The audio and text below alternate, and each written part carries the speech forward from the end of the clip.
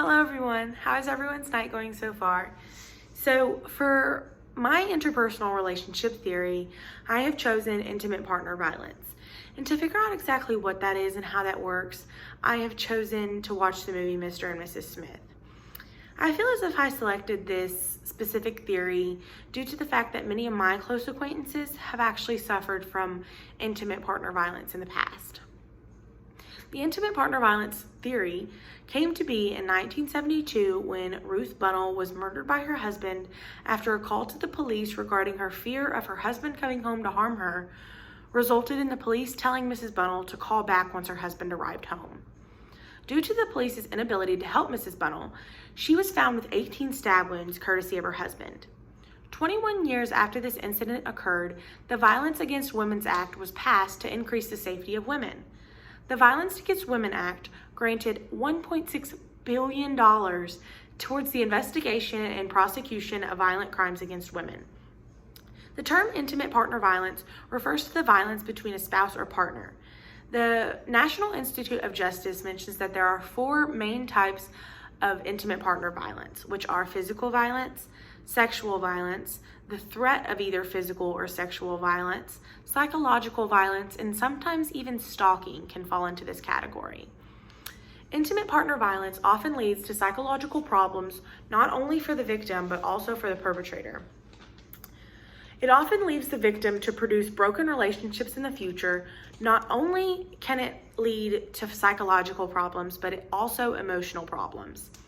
While watching Mr. and Mrs. Smith, I noticed many forms of intimate partner violence, including physical, sexual, and psychological violence.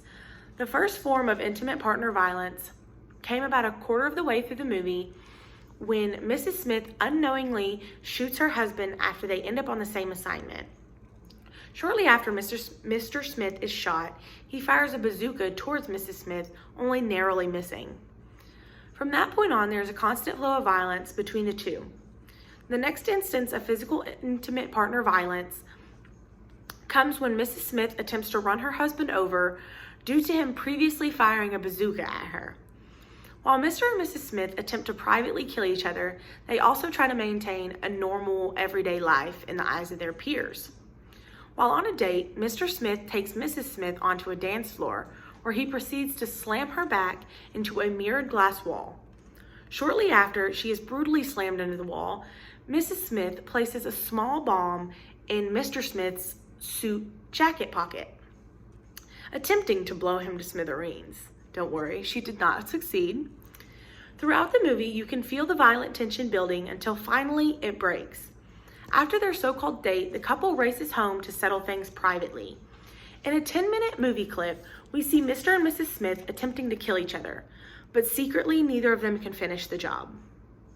Shortly after the couple arrives home, they both produce weapons in which they use on each other while they are completely destroying their home with bullet holes.